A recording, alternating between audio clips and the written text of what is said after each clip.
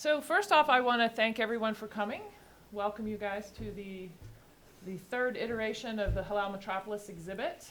I'm one of the co-creators of the exhibit, along with Osman Khan, who's sitting right here in the front row. He's a professor at the U of M Ann Arbor in the Penny Stamp School. He's an art professor.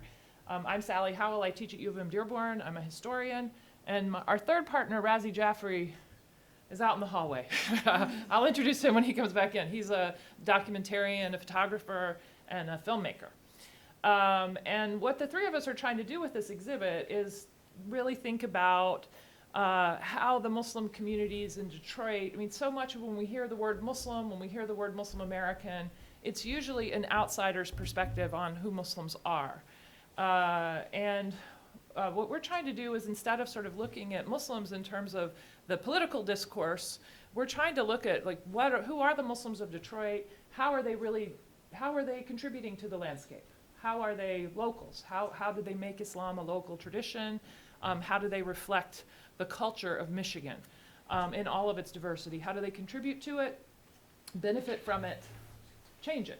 All of those things. So our main objective with this exhibition is really to think about this question of Muslim visibility. What makes Muslims visible to one another? What makes Muslims visible to non-Muslims? And so that's what we've tried to do in our exhibition. How many of you guys have actually spent any time in the exhibition? So most of you. So I kind of want to know, like, what are you, if any of you have like one big takeaway from the exhibit? Does anybody want to share something like an observation that was new to them?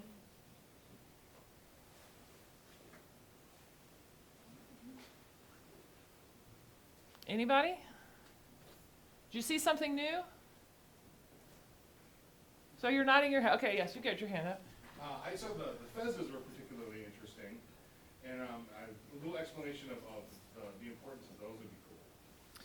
So the fezzes are part of an installation by an artist named Kees Asali, who has this project where he's looking. So in addition to Muslims telling their own story, sometimes he's a Muslim artist and he's looking at the ways in which non-Muslim Americans, in particular white middle-class Americans, have incorporated Islamic motifs in trying to construct their own sense of identity, their own sense of self. And the group he looks at is the Shriners. In the late 19th and early 20th century, the Shriners in America were sort of doing this Orientalist, exotica kind of performance. And they would wear fezzes. The Detroit Shriners Club was called the Muslim Temple of Detroit. And they actually built a huge building downtown. The Masonic Temple is what it's called today. But in the day, it was the Muslim Temple. That was what they were known as. In each American city, you would have the Shriner facility took on some sort of name. So sometimes they were like the Palestinian Temple, or the Temple of Islam. They had all these names. There was a parade, actually. The Shriners had a national convention in New York. Actually, it was in California one year, and there's a picture of so I do research. I'm a historian. I do research on Muslims. And when I go back and look at newspaper stories from the 20s and 30s, when I search for Muslims, 90% of the hits I get are of the Shriners, because they were claiming to be Muslim with all their iconography and everything like that. And there's a parade that says Detroit's Muslims walking down the street in Pasadena, and it's white men, bankers, lawyers, doctors, the establishment of the city of Detroit, dressed up in these sort of Turkish costumes, fantasy costumes, always with the fezzes. And so what Kees is trying to do with his project is sort of return the gaze. Like you guys are looking at us and trying to create this sort of alternative form of masculinity for yourselves, a more maybe hypersexual masculinity.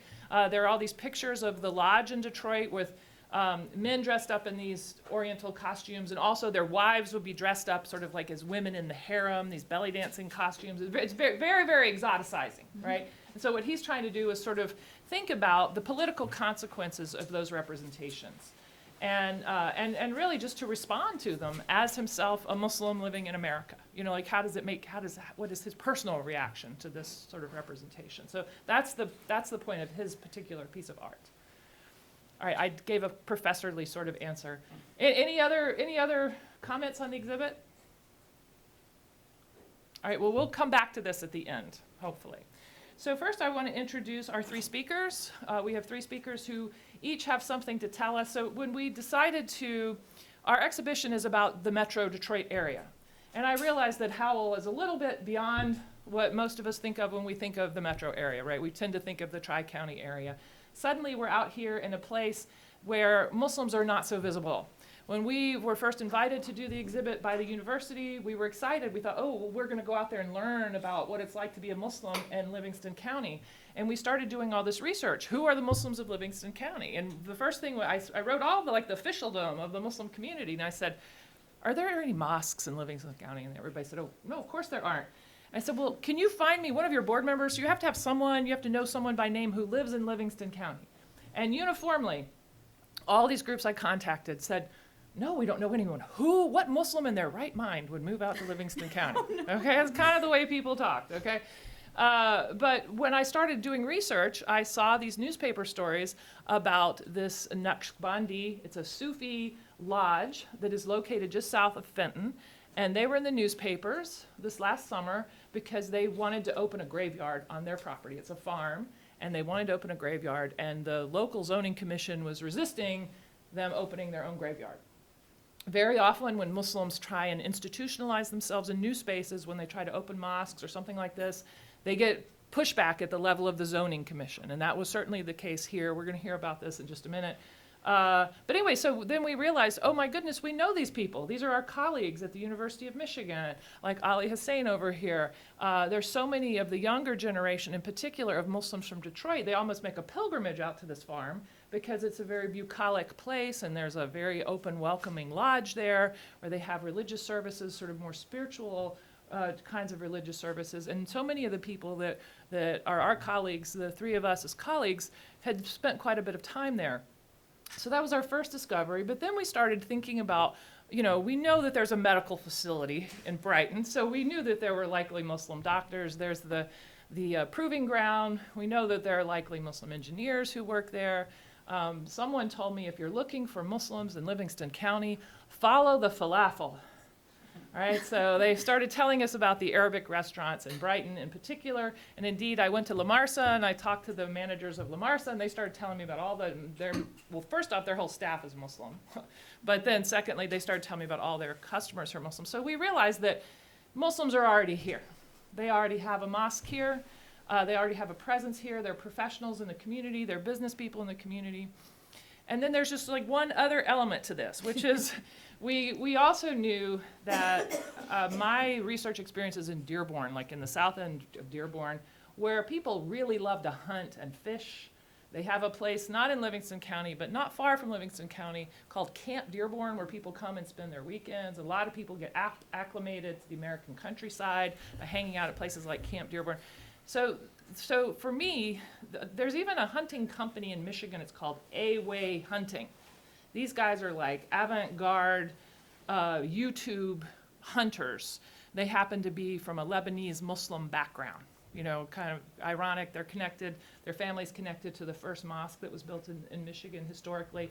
But they couldn't be a more Michigan company in that they sell duck calls, they sell deer stands, and they travel all over the world hunting wild boar and other exotic species and making crazy videos about it and posting them on YouTube. So there's kind of like they're a celebrity family from Michigan, actually, who have this Muslim history.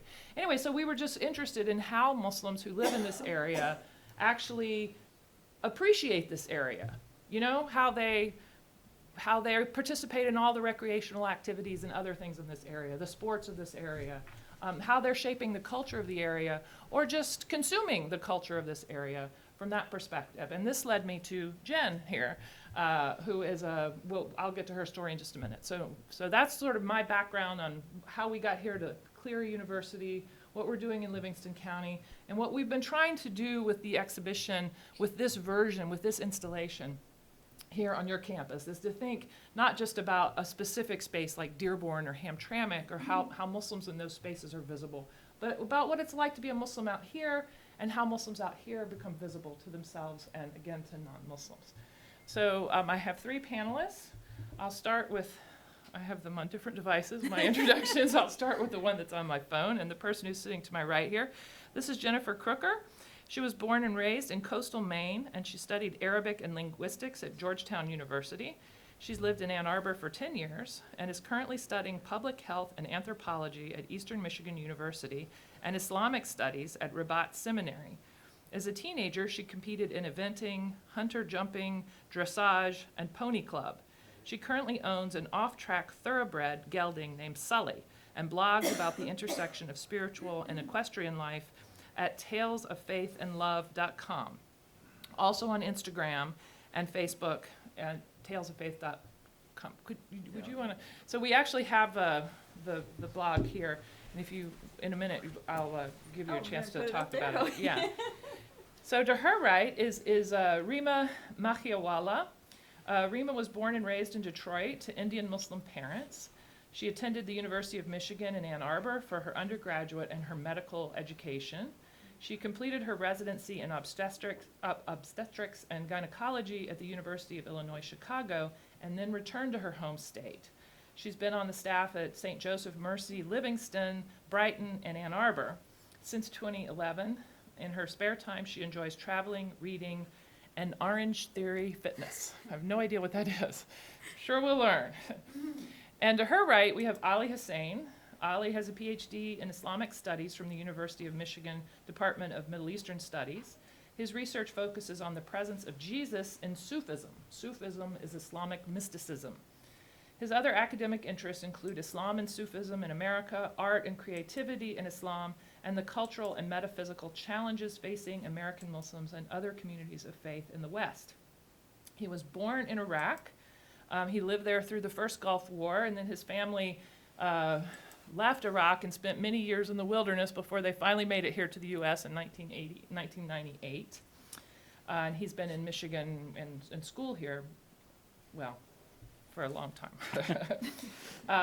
The unique amalgam of academic training in Islamic thought, cosmopolitan identity as a first-generation Iraqi, Egyptian, American, Muslim migrant, and his nostalgic longing for a diasporic childhood in the Middle East shapes Dr. Hussein's perspective on Islam and the challenges facing the Muslim community in America.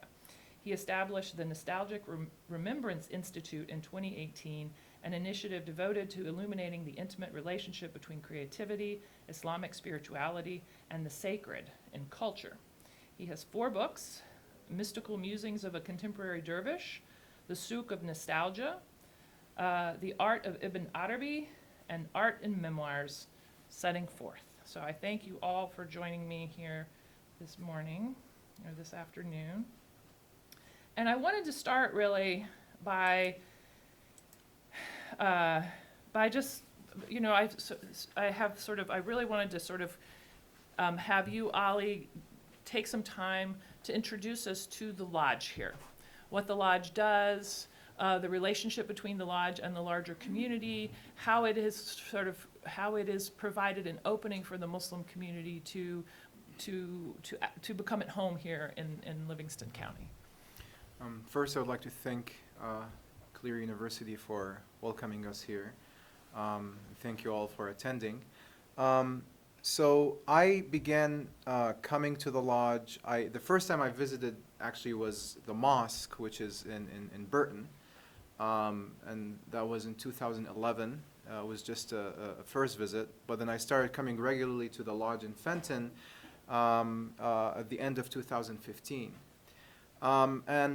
Sheikh Hisham Qabbani, who's the head of the Sufi order, the branch of the Sufi order in America, he came to the United States from Lebanon, which is where he was born, in the late 80s, early 90s. And he first came to California, to Oakland, and spent a few years there before coming straight to Fenton, and then buying that land and establishing the farm. And they've been there since then. And I think shortly after they bought the mosque in Burton. The lodge, the farm, I mean, I think what's unique about the lodge is that you would ask, like, what would a Sufi lodge look like in America, in rural America? And I think the perfect answer is that it would be a farm. You know, in other cities, in other places around the world, they look a lot different. And it's actually many of the buildings there, and you visited it, Sally. Many of the buildings there were like stables for horses, and they were transformed into offices and prayer areas. So the lodge is also the private residence of Sheikh Hisham. There is a house there that's where his family lives when they are in Michigan. And then there are really two main areas. There is the building that was a stable. Upstairs there is a prayer hall, and then there is an area we call the picnic area, which was built later on, that can accommodate about maybe 100 people, 150 people, which is that area that you see over there. So the lodge serves as sort of like a headquarters for the murids, or the murid is a term in Sufism meaning disciples of Sheikh Hisham, and since Sheikh Hisham is a representative of the Naqshbandiya Sufi order, one of many Sufi orders in the Islamic world, it serves like a headquarters for all of his disciples around the world, many of whom do not only live in Michigan, they live as far west as California and as far east as New York. And then there are many also in Canada. And I should mention that there are proxy centers of Sheikh Hisham in places like Montreal, in places like New York, in places like California, and even in Vancouver. And they all sort of come here to Michigan as much as they can. So in terms of activities, we have two main sessions during the week, which is called dhikr, or divine remembrance. And we do that on Thursdays and Saturdays, Thursday evenings and Saturday evenings. And then the Friday prayer is held at the mosque in Burton.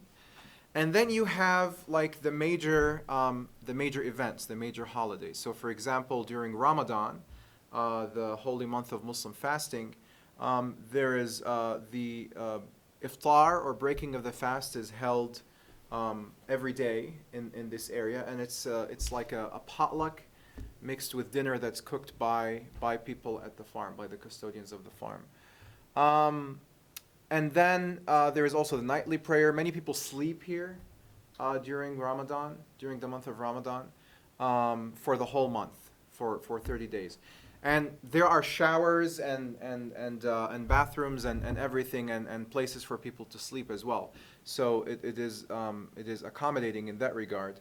Then there are, so these events like Ramadan, pretty much you'd see every mosque in America celebrating Ramadan, doing the daily breaking of the fast meals and so on and so forth. But then there are specific events that you would only see take place at a Sufi lodge, like the Naqshbandiya Sufi order. And for example, we are in the month right now of the birth of the Prophet, which I like to describe as the Sufi Christmas, the month of the Sufi Christmas.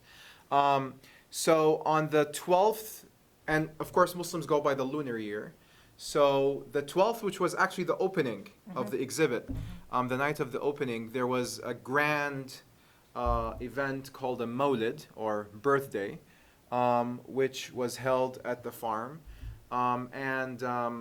Usually what we do is we have Sufis, they celebrate the relics, like Catholics, for example. And one of the relics that Sufis regard very highly is relics from the Prophet Muhammad. And so Sheikh Hisham happens to be one of the carriers, the custodians of the hair of the Prophet Muhammad. So usually during an event like that, we bring out the hair of the Prophet Muhammad, and then everybody does what's called a ziyarah, or a visitation to the hair of the Prophet Muhammad, and then there is a dinner afterwards.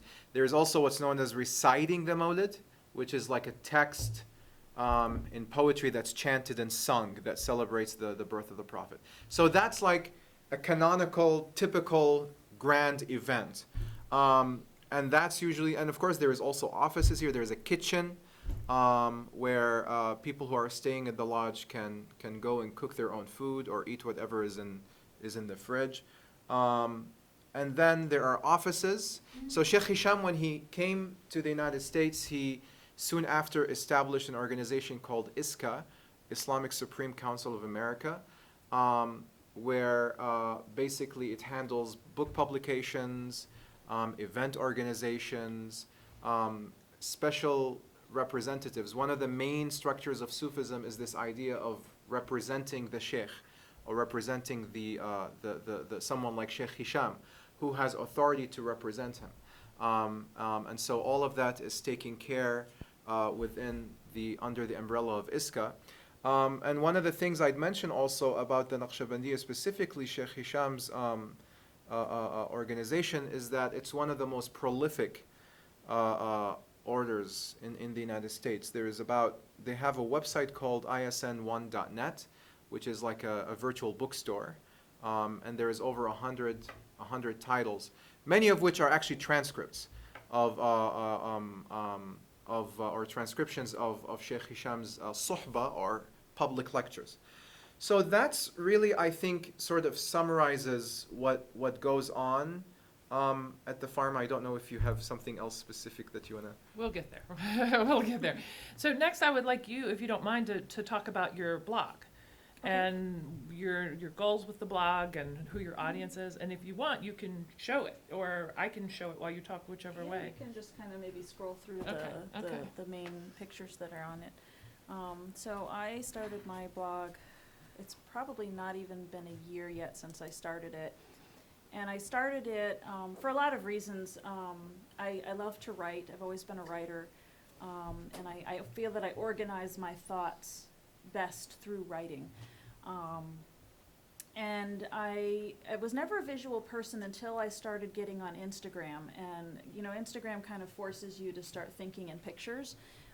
So also, you know, now, you know, I'm 41, so originally we did not take pictures of things constantly. We had to put film in a camera and take only 12 or 24 pictures, take them to get developed, wait for them to come back, you know. So now that, you know, we're all carrying around iPhones, taking pictures is something kind of new and unique to me too. So I started thinking more in pictures. So I started getting frustrated actually with the idea that a lot of people want to see, I think we all do this to ourselves, but I think it happens to Muslims in particular in this context, that people always want to divide us up into little parts and see us in parts.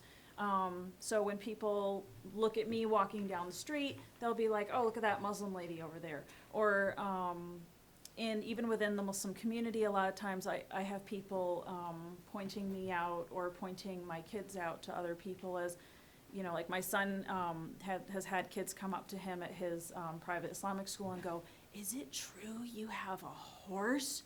Oh my God. Like, you know, it's you know, you kind of feel like an oddity wherever you go. And I'm really, my mind recently has been really focusing on the concept of wholeness and how you can bring all the parts of yourself into one whole.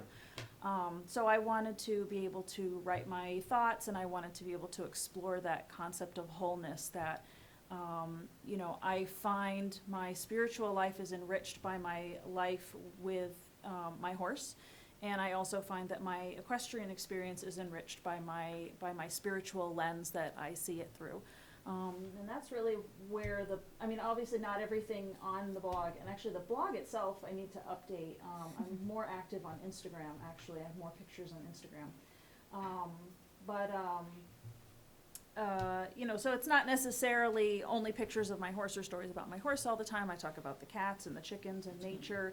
I was born and raised in coastal Maine, like she said, and I spent, you know, I was a child in the 80s when we spent all day, every day outside in the woods, going down to the largest saltwater marsh on the East Coast, was right near my house, you know, going to the beach, things like that. So nature is also very important to me.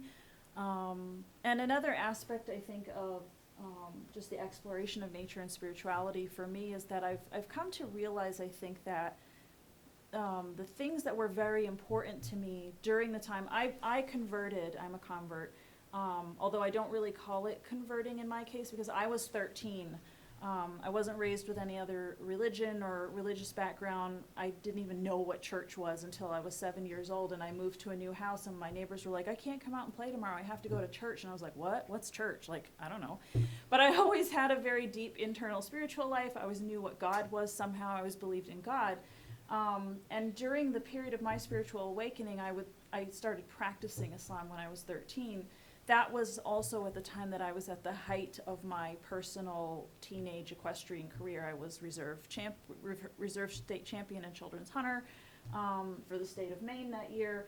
And so I really came to appreciate that the things that were important to me at that time of my spiritual awakening were things that were kind of critically important to continue on, and to, you know, like if your spiritual life and your spiritual development happens throughout the course of your entire life, then the other things that are kind of that feed your soul in that same space are also probably very important to you. So having, you know, I continued riding up until I went to college, had some complications, wasn't able to be with horses for about 10 years. Then about 10 years ago, I started getting back into horses because I realized that not having horses in my life was sucking something out of me that, you know, it needed to be there. So these are some of the kinds of things that I explore in from different lenses in my writing and in my photographs. So next we'll turn to Rima, who is not representing a lodge and doesn't have a blog, but I think Rima wants to tell us, and we would really like to hear about her experiences moving into this area and working in a hospital in this area. So I grew up in the suburbs of Detroit, and I went to school there. I was a pretty typical suburban kid. Went to U of M Ann Arbor, which is what all the good students in my high school went to, and then went to medical school in Ann Arbor as well. When I got tired of Ann Arbor, believe it or not, and so after 8 years, I wanted to move to the big city, and I went to Chicago, and it was great, and I love the city, and I always saw myself working with the urban underserved population. So imagine my surprise when I finished my 4 years, and I am so ready to come home to Michigan. And so when I was looking for jobs, I knew about the St. Joe's system because I had volunteered there in high school, and I knew it was a good place to work. And so there was a job at an OBGYN position in Howell. And I grew up, you know, with my preconceived notions about Howell as a minority, as a person of color, thinking, hey man, this isn't probably a good place for me. But it's a job. And so I sent my CV from Chicago, right? You don't have a picture with your CV, so they didn't know what I look like. But my name is not normal or the usual, and they wanted to interview me anyway. So I said, why not? You know, long story short, essentially, it's been my career, but I've spent my career in Livingston County among not the urban underserved, but among some of the rural underserved, and built a practice and a home professionally that I wouldn't have even thought was where my professional career would go. I thought, you know, what they tell us when you graduate from residency is you're going to take your first job, you're going to get your feet wet, and no worries, in a couple years you'll move on and find something that's more your fit. And I didn't have any ideas about how things were going to go. And here I am 8 years later. And so now I take care of, our office moved from Howell to Brighton, which is a little bit, as you guys probably know, if you're local, is a little bit of a different feel to it. But because we are the essentially OBGYN office in the area, either you go north to Flint or you go south to Ann Arbor for systems, or Lansing, I guess, then, you know, I get to know a good number of the families, mothers, daughters, best friends, cousins, and I can't even tell you how enriching it's been, which I never thought, to be able to take care of communities like that. So I've learned a lot about the culture. I mean, it's shocking to me how different it is where, you know, Howell and Brighton are only 50 miles from Detroit, and yet it's almost like there's a wall somewhere there. I think that wall is starting to sort of break down with things like Hillel Metropolis, where people, there's pockets of diversity in Livingston County that I would have never imagined. I have Spanish-only speaking patients that I see in my office in Brighton. There's a Micronesian population, right? And so even though I don't really have that many Muslim patients, actually, some of them come from Lansing, some of them come specifically to see me from other areas.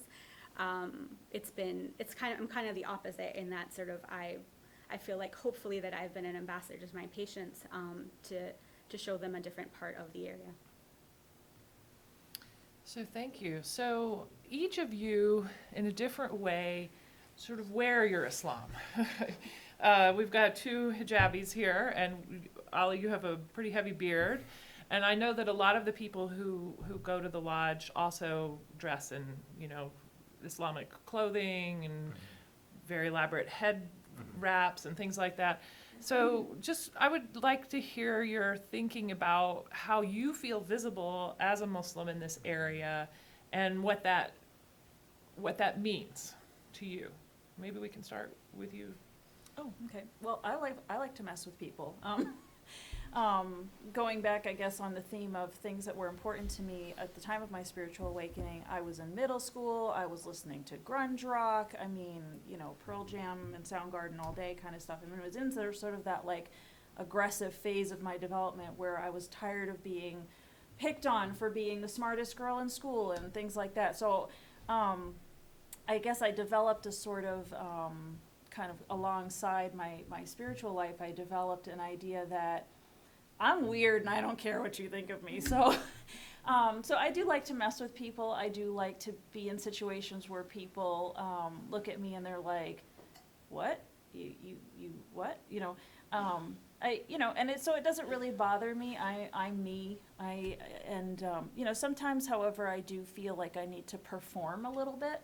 So, for example, if I go and shop in Tractor Supply for horse feed or whatever, sometimes I feel like I need to be like, oh yeah, I'm looking for that specific kind of, I'm looking for my Neutrina and Power Boost because I need to build top line in my off-track thoroughbred, because I just kind of want people, just kind of want to put out there,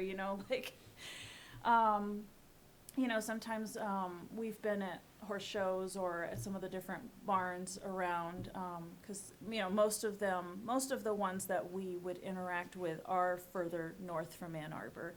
I'm not necessarily sure if they're in Livingston County specifically, but so we've been in different equestrian environments, and I've had people say things to us like, "Oh, hi, are you thinking of getting your very own horse?" And I'll be like, I own a 17-hand off-track thoroughbred, which, if you don't know anything about horses, retired race horses kind of have a reputation for being crazy or dangerous. My horse is not crazy or dangerous. And a 17-hand horses are measured in hands. Hand is 4 inches. And most of the horses that like a non-horse person would interact with, let's say if you go trail riding at Brighton or Maybury, most horses that a normal person would interact with would be about 15 hands, and my horse is 17 hands. So when people come and meet him, they're just like shocked by how he's very large. And so it's sort of code for, I'm an experienced horse person, okay? I own a very large off-track thoroughbred, and I'm training him myself. I'm not sure if that answers your question, but I just enjoy just walking into spaces and just being me, and being, like I said, fully me. And of course, I'm seeing a lot of young faces here, and I guess I could go all old lady on you guys for a minute, because once you get into your 40s, you just don't care anymore. You feel like you just want to be fully yourself, and any barriers to being fully yourself are just not important anymore. So. And middle-aged women, it's actually interesting that it is a stereotype also that 90% of the equestrian community of equestrian businesses, horse owners, are owned by women. That is an actual statistic from the University of Minnesota, 90%. It's a very female-dominated world and a very female-dominated sport. But there's also a stereotype of the middle-aged woman who, like me, rode when we were younger, gave it up for a while because, kids and finances and whatnot. then hit middle age and said, I need to reclaim myself, and got back into horses. So it's nice that there's an expectation, or there's also sort of like a subculture within the equestrian community of the middle-aged woman who's, got her horse now.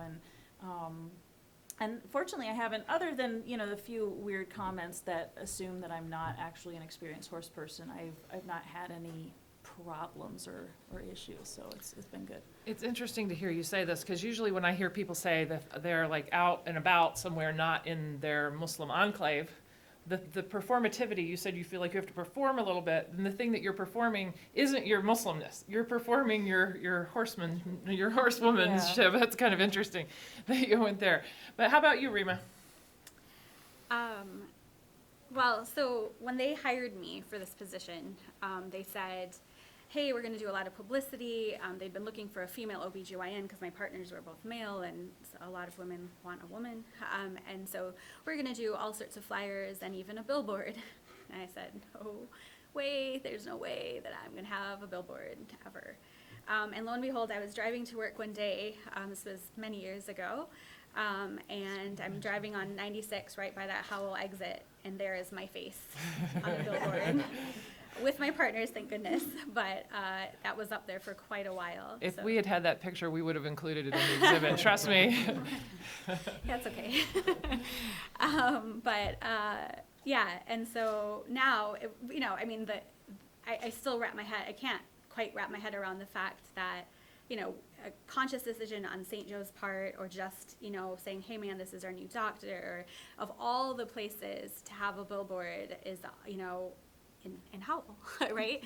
And of me, and the funny part was, my two male partners, one of them was very obviously Jewish appearing, and so it was me and him and our white male, Caucasian, Anglo-Saxon, Protestant partner, and we were all on this billboard together.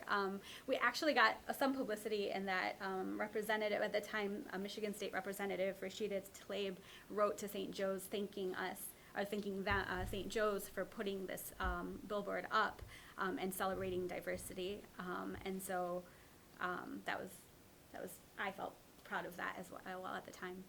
The interesting thing when I started my job, right, because my name is kind of funny, is that people would call and say, hey, I want a woman. They'd be like, okay, Dr. Makiwala, and then I'd hear my receptionist. We had a very small office, right, so I'd be working here, and my receptionist would be right there, and they would say, yes, she speaks English. Yes, you can understand her, right? She was born and raised in Michigan, and that's how it started, right, for the first couple of years. But I was also very lucky in that the patients that I had were sort of captive, right? If they wanted a woman and they wanted a woman to operate on them for their female needs, they got me, right?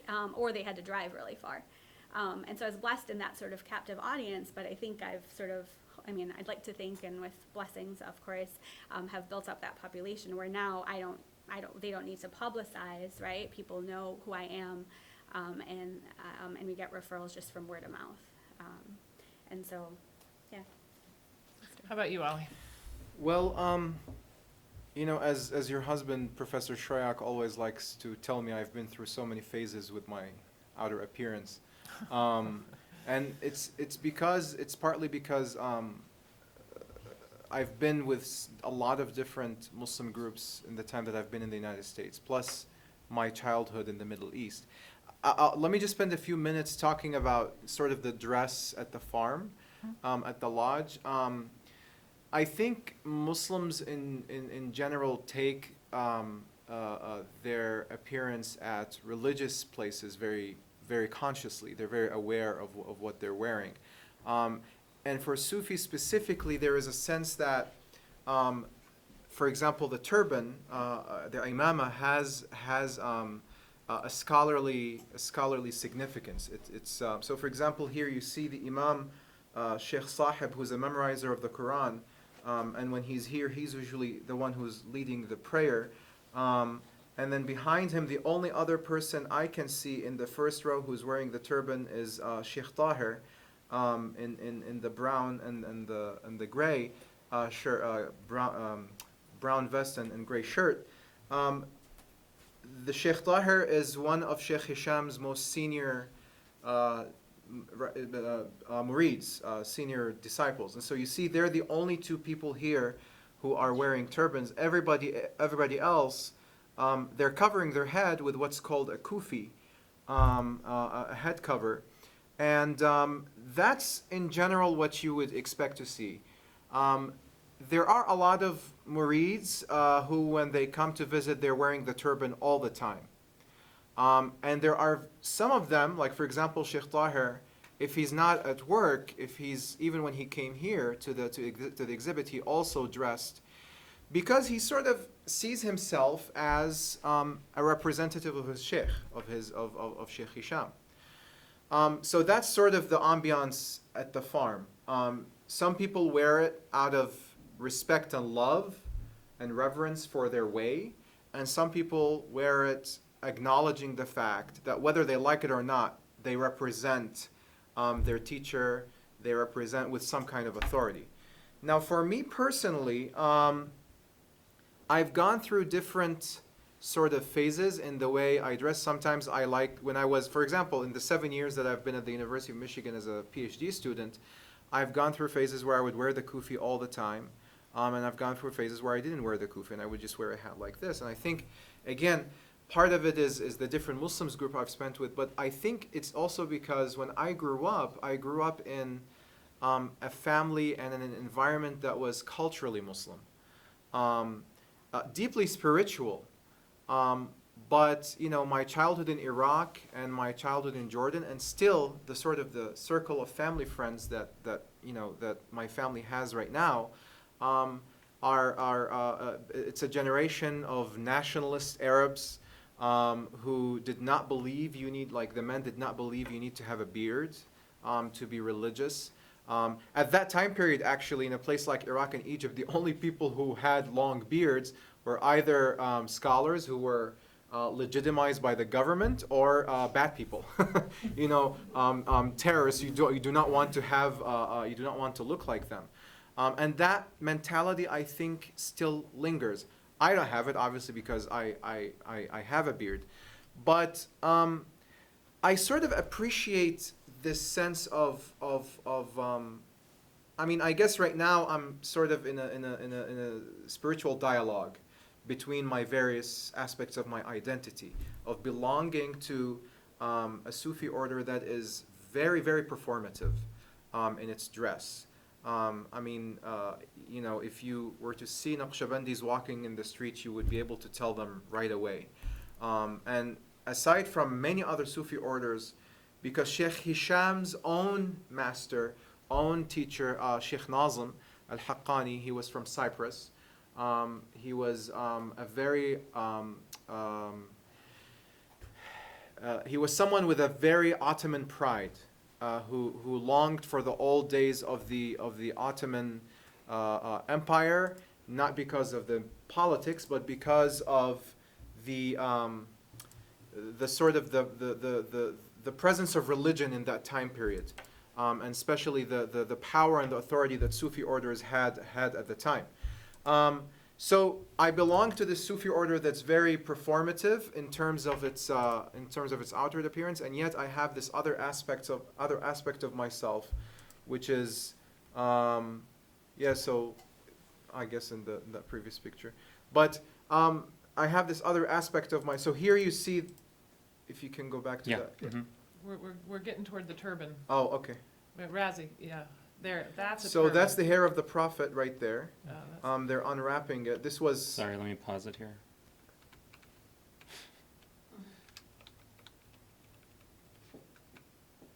that is the hair of the prophet. Right Yeah, they're unwrapping it right there. And this guy's wearing a turban. Yeah, so that's Sheikh Hisham's grandson. And he's one of the people, he's a dear friend of mine, he's one of the people who wears the turban only on very, very special occasions, like this one. Usually he just wears a kufi, like his uncle here, this is Nazim, who's one of Sheikh Hisham's sons. So I have this other aspect of myself that's, I would call it secular Muslim, that I do cherish, because I grew up with figures like, an Egyptian novelist like Najib Mahfouz and Gibran Khalil Gibran. For those of you who know, he's a Maronite Christian literary figure from Lebanon. So we have this, I have these different aspects of myself. So for me personally right now, I feel as though wearing Islamic garment or the Sufi garment, such as the one that we wear at the farm, I feel more comfortable wearing it during special occasions, especially at the farm. And it also has heightened meaning when it's wore specifically during these special events. Yeah, so one thing that you really see in these pictures in this particular congregation, and again, this is a specific congregation. Not all Muslim congregations look, most don't look anything like this. This is very distinctive. But this community is so diverse culturally. It's really people from all over the world, and you get a sense of that in the photographs.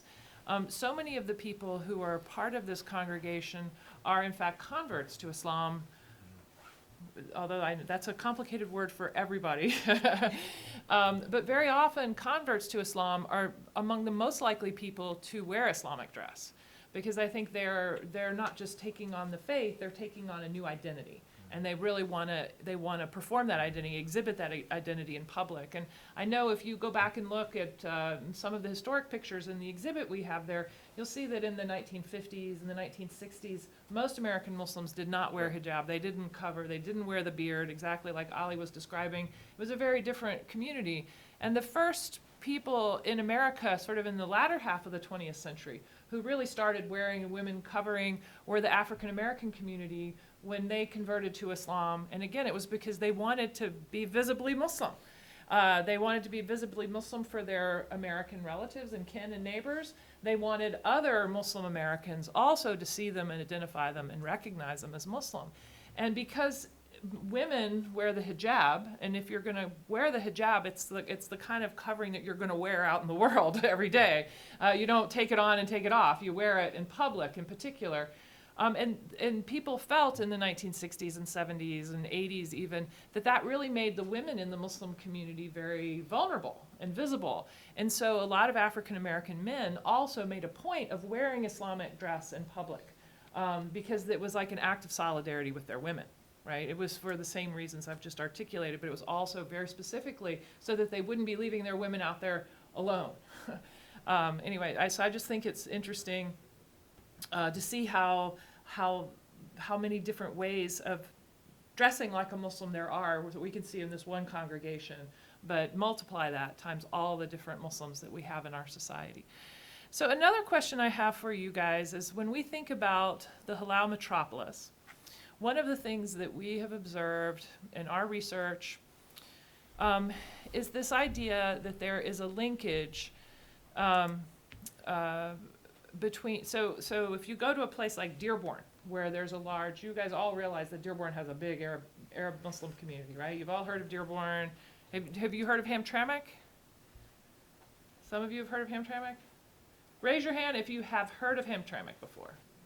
Oh, that's most of you. So do you associate Hamtramck with the Muslim community?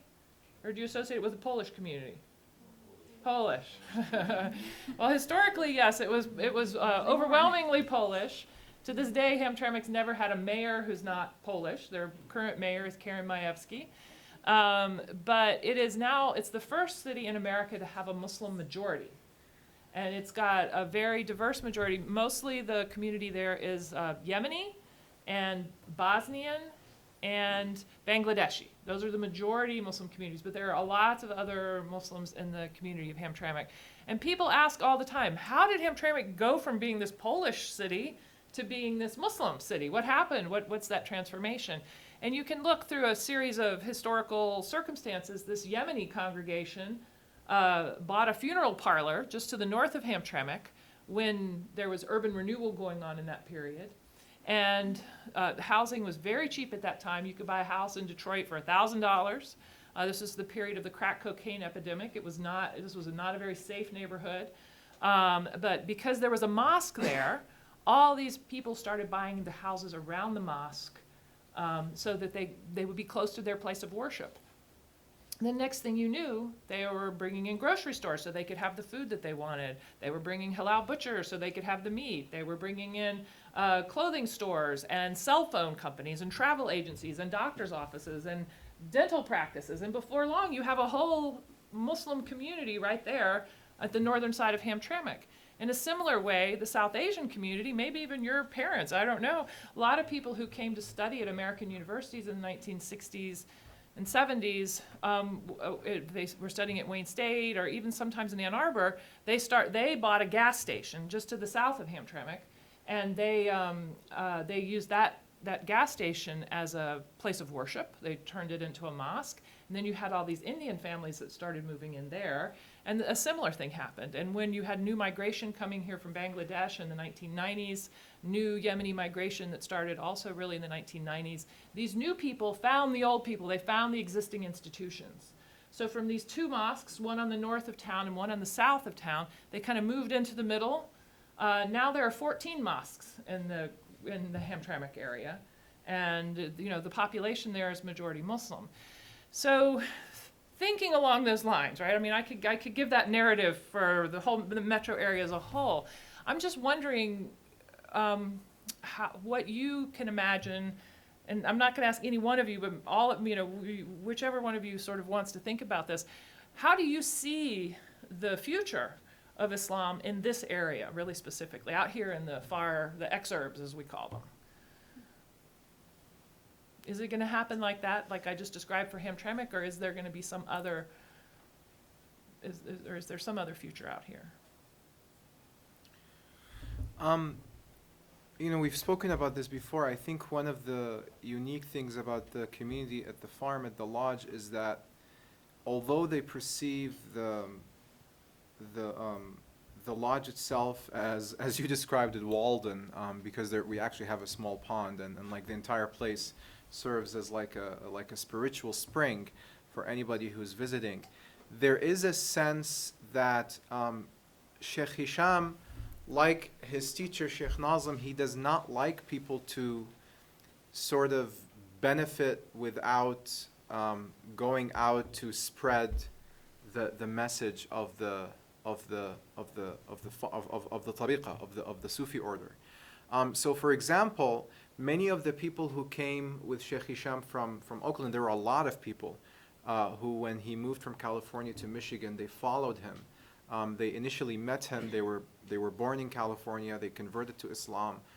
They became part of the order. And when he left California and came to Michigan, they followed him. They migrated with their families here. And of course, they first came to Fenton or Flint, and they lived here.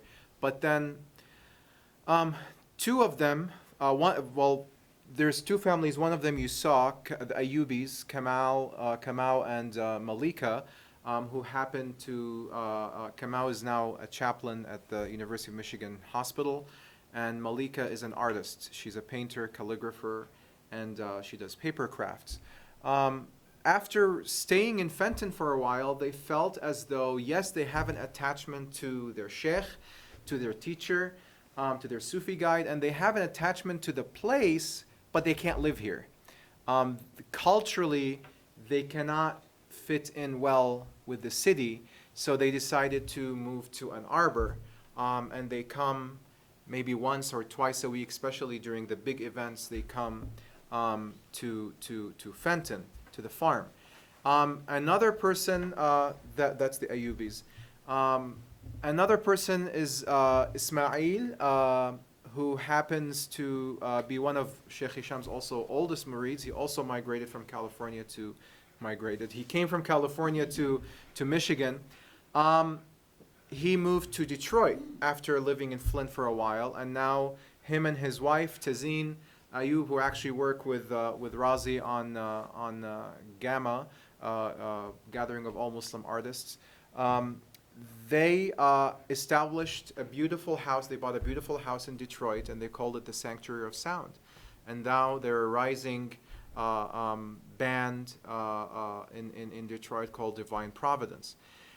But the thing here, I think, is that both of them, in the work that they do, Malika and her art, Tazeen and Ismail in their band, and even like someone like me in my writings, they perceive themselves as sort of spreading the metaphysics or the mysticism of the Sufi order and the teachings of their guide through the work that they do. it's less of an outward thing and more through whatever they feel talents they have that they can give. So, for example, Ismail, in his, and you know, he would perform in like bars and night cafes in Detroit, and he would put like a picture of Sheikh Hisham above his amplifier, or like next to his guitar, and it's always there. So it becomes this idea. Yes, there is an appreciation. So I guess when you're asking about the future, I think I expect to see more of that. You know, me and my family, we recently moved to Fenton, and when I asked Sheikh Hisham's son, Sheikh Noor, about where we should move, he was like, you know, move to Georgetown Apartments. He's like, all Naqshbandis came there before they moved north, south, east, and west. And really, that's what it is. I mean, people come here. Yes, there's a lot of people who live here, like the people who take care of the farm, who cook the food. But then there are a lot of people who come here for a few years and then they sort of go. It's like a spiritual spring and a transit. The transit point, yeah, that's the metaphor that we talked about when I was out there. So Rima, how about you? So where do you go to worship?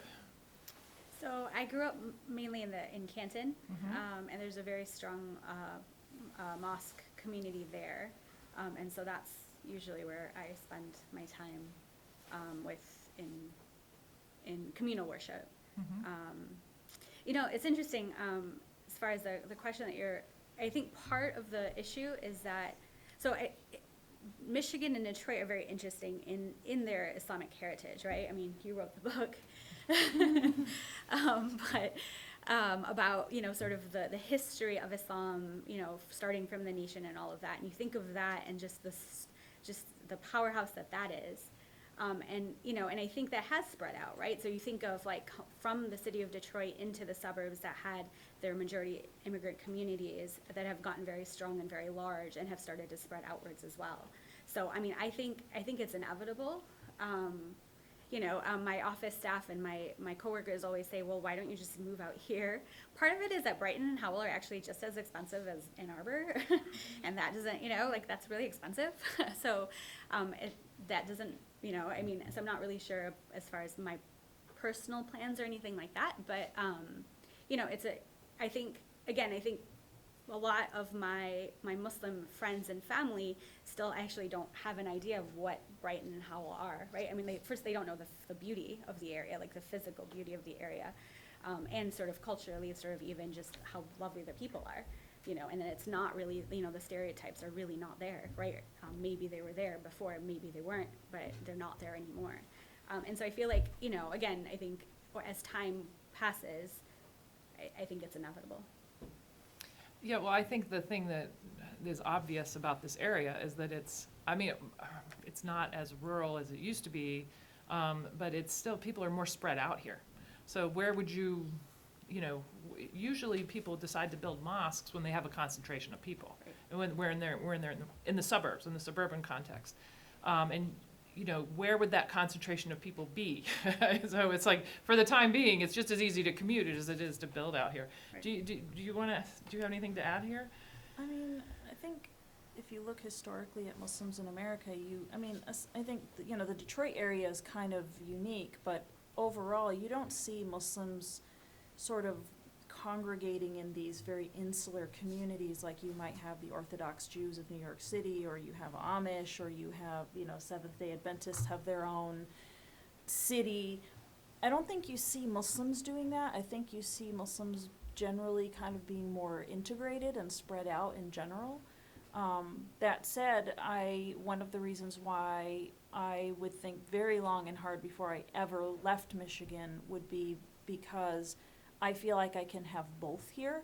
I feel like I can have the security and the benefits and the amenities of being in an area where there's just this huge established Muslim community. Guys, go to Dearborn and eat. I mean, seriously, right? I mean, you know, and you know, I have, you know, growing up in Maine, there were no mosques at all. You know, that was one of the reasons why I left. So, you know, when I live in Michigan, I can have a lot of the lifestyle that I had in Maine. I can do my rural things. I can, I live 3 minutes down the road from my horse where he's boarded at.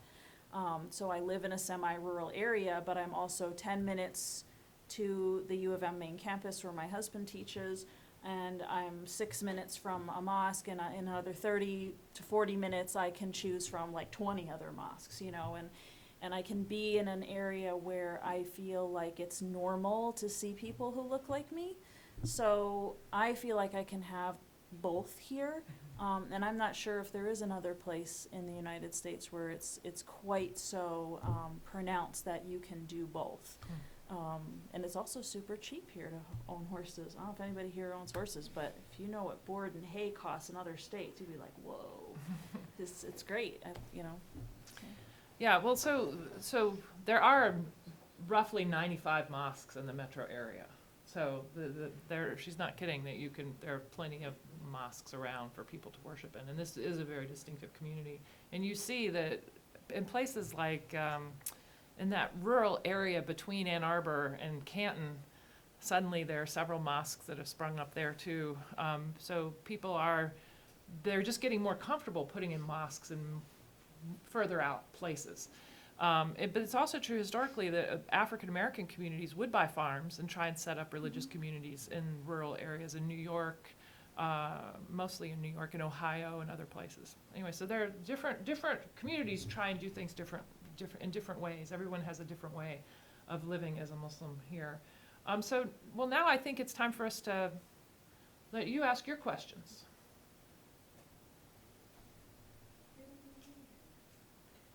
Everyone's looking at you.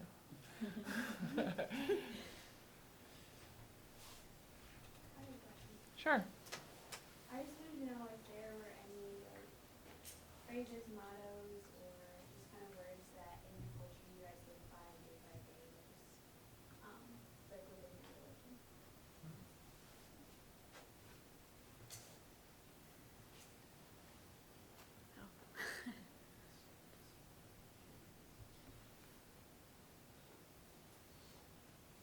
You want to say something, Rima? I mean, it's a big question. That's a good one. It's hard to. My mind's kind of going in a bunch of different places. I'm trying to figure out what would be a good response. I can say something Go about ahead. that. Go ahead. A lot of people don't realize, and of course the media will never put this out, that in Islam, God has 99 names, and they all represent different attributes of God. And the one that's considered the most important, the one that we recite in all of our prayers, are two variants of the word that means mercy, Rahman and Rahim. And there's a lot of different sayings of the Prophet Muhammad about, for example, God divided mercy into 99 parts. He kept, to 100 parts. He kept 99 with himself and sent one down onto the earth, such that, you'll see that a mother deer wouldn't step on her baby. So my life motto has always tried to be to live according to the idea that the most revered characteristic of God, and also the most revered characteristic that people can carry on the earth when they're being godly people, is that of having mercy and compassion for other people, and especially for animals. And it's also when you go deeper into what people call the divine feminine and things like that in Islam, it's also very heavily associated with women.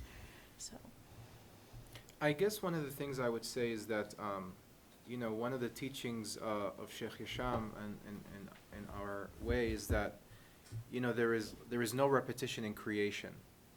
That every day comes with a sort of a new vibe, shall we say, and every day specifically a Sufi is. There is a saying that the Sufi is the son of the moment, or like they're always aware of the moments that they're in. And so one of the mottos, I would guess, is that every day we try and feel what inspiration is being sent specifically to each of us. And if you can manage to find yourself in harmony with that a particular wavelength, then your day will be better than yesterday. I think that it's actually a narration attributed to the Prophet Muhammad that whosever day is today is not better than yesterday, then their day is not good. Like it should be better than the day before. And this doesn't have to be just in terms of like, worship, but just in general. Even in like productivity.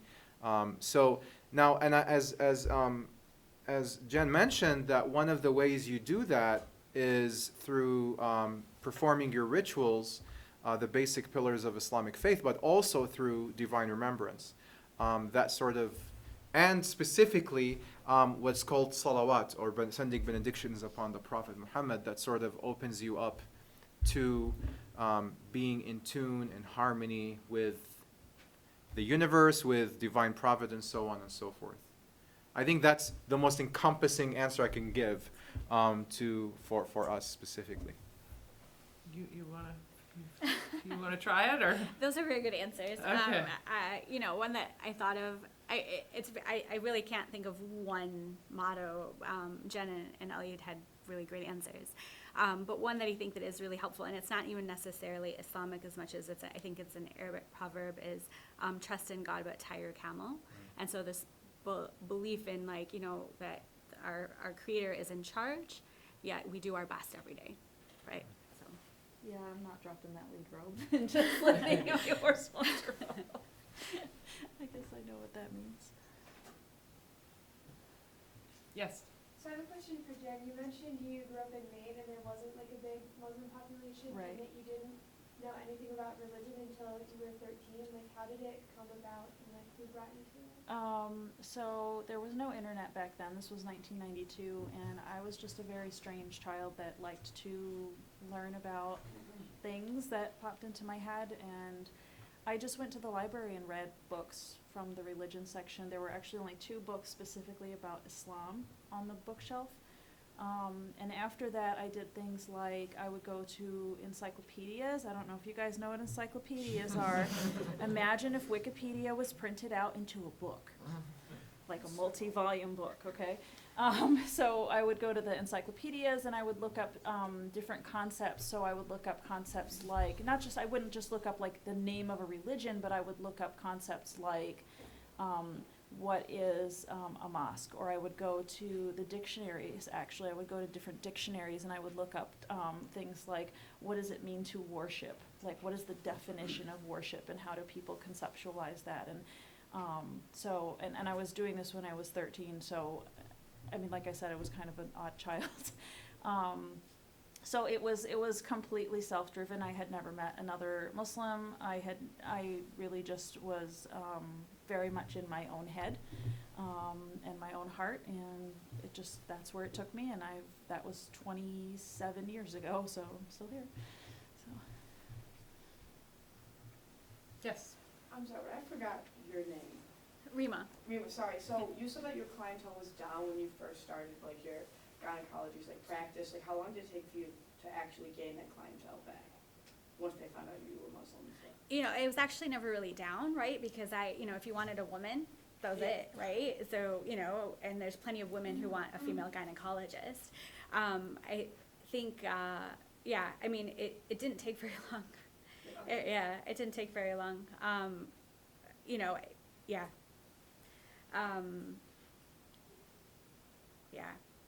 sorry. It didn't take, word of mouth was very strong, right? And so that's all we really needed to do. So I have a question about the hospital. Are there other Muslim doctors there? We have some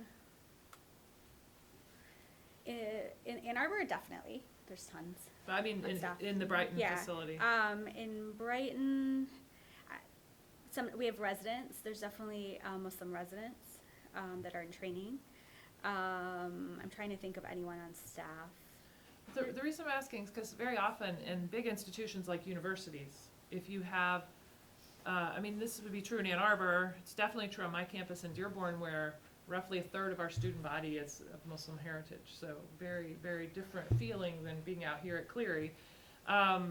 If you go in our library, we had a meeting in our library the other day, and we were there's a gallery in there, and our exhibit's gonna go to the library there next, and we were just like looking at exits, because we want to bring some big things into the gallery. Can we get in and out? And we found this by one of the emergency exits.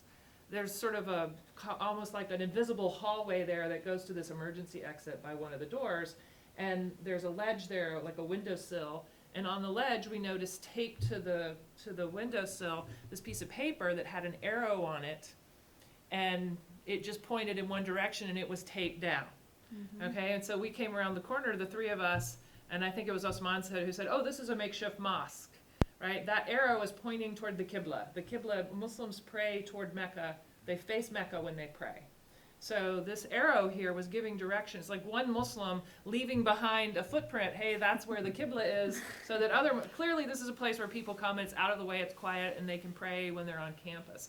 I'm wondering if there are any facilities like that in your hospital, any place where you might not know the Muslim residents by name or anything like that, but you'll know they've been there, because you'll see evidence like that. So there's a family medicine residency program based in Brighton, and so, but I don't interact with them, and so it's very possible that exists. What I end up doing is finding an empty corner somewhere, whether it's outside the operating room or in my office or something like that. But yeah.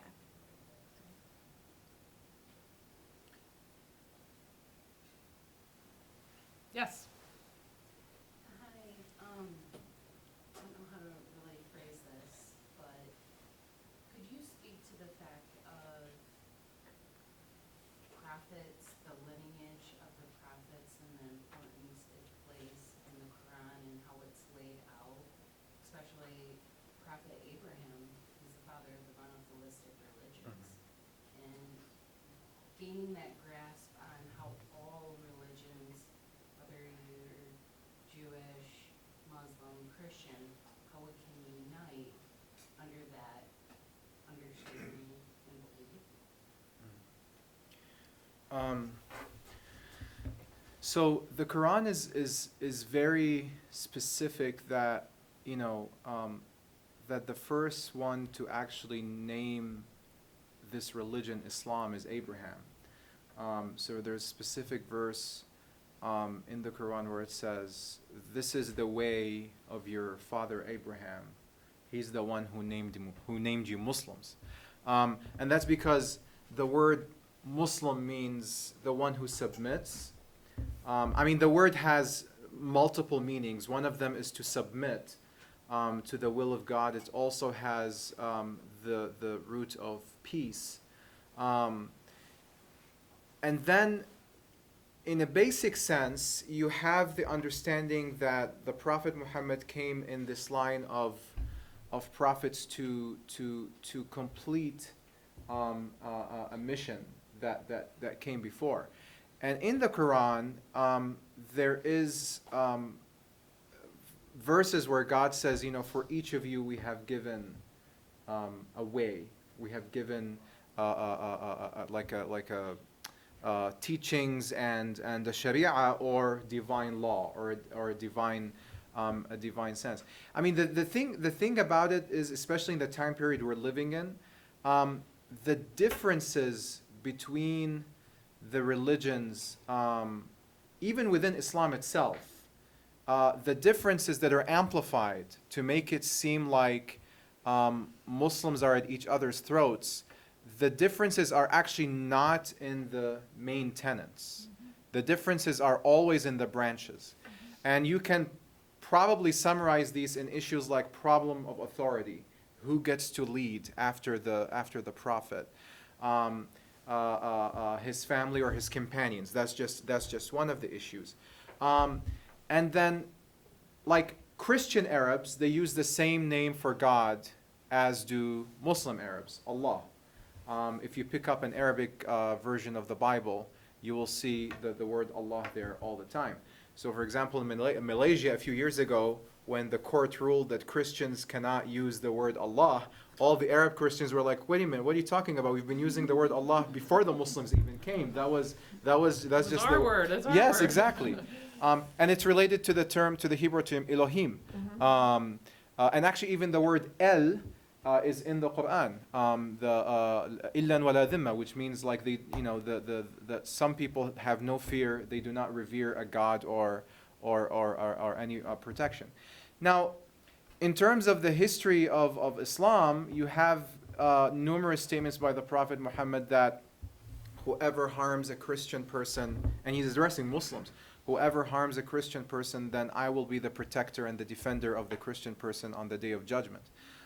Because there is this deep contract between the people of all faiths. If you ask me personally, the way to sort of approach this subject, one of the foremost Muslim intellectuals, Sayyid Hussein Nasr, he once visited the University of Michigan, and I asked him a question about the mystic that I study, Muhyiddin ibn Arabi, who lived in Spain in the 13th century at a time period that was called convivencia or coexistence, where Muslims, Jews, and Christians all lived together and worshiped together. And many of the mosques many of the churches that became mosques, the Muslims left the cross and the image of Jesus and Mary in order to show that not only Muslims are worshiping here now, but that this was, it's not about destroying the religion before. But I asked him, I was like, what is the importance of someone like Ibn Arabi, of these mystics in the time period we're living in? And he said, when people see a mountain, the first thing that attracts them to the mountain is the peak. And only if they like the peak will they feel drawn to climb from the base, to take that arduous journey from the bottom of the mountain to the top. The point here is that there is these universal principles in all faith traditions that I can probably point out in all religious books. For example, the meek shall inherit the earth is a verse from the Bible. You can find the same verse in the Quran. And this mysticism, I think, is what will sort of take the people of all faith traditions, at least these three faith traditions, to understanding the depth of the similarities between all three traditions. I mean, I'll be honest and say that some of the writings of Ibn Arabi himself are not accepted by Muslims, and he's a very controversial figure in Islam. But at the same time, there were many Muslim mystics in his time period who wrote the same way, who found not only tolerance for other religions like Christianity and Judaism, but actually found teachings there, like higher truths. I think from the basic level of the Quran, it's possible to find that tolerance. Anybody who reads the Quran, and this is something we learn in the academy, right? That texts are always mediated by interpretation, by a translation. So mystics, for example, look at the verses in the Quran about jihad, and those verses are there, and they say this refers to fighting your inner demons. That if you have not fought your inner demons, if you have not fought your ego, if you have not fought your lower self, then you have no right of trying to fight other human beings. And simply put, your fight against yourself should take your entire lifetime. It's not something that you can accomplish in one day. So that's sort of my perspective. I think that we need that prism of spirituality in order to tone down the overemphasis on everybody is othering, right? The whole idea that everybody is wrong. And I mean, for example, if you look at an entity like ISIS, one of the groups that was most persecuted by ISIS were Sufi Muslims in Egypt and in Iraq and in other places. So Sufi Muslims and many other Muslims around the world are very aware of the danger of a lack of that universalist prism. I hope that sort of answers the question. I just want to thank you for bringing up the part about fighting your own inner Yes. demons, because I find that so relevant today. Yes. And coming from that particularly religious Mhm. person, that's just my own Yes. take on life. So thank you. No, you're welcome. Thank you. It's a struggle we all share, for sure. Any other questions? Yes. If there's like one message that you want to leave for us, like what would it be? I think this goes along with the last question actually, is that we're all more alike than we are different, right? And so, in the way that I was raised and my upbringing, whether it's my religious upbringing or the communities that I've been a part of, I mean, that's the overreaching principle really, right? And that, whatever images are out there and whatever messages are being sent it's not actually necessarily the truth when you see, each person and each family in front of you.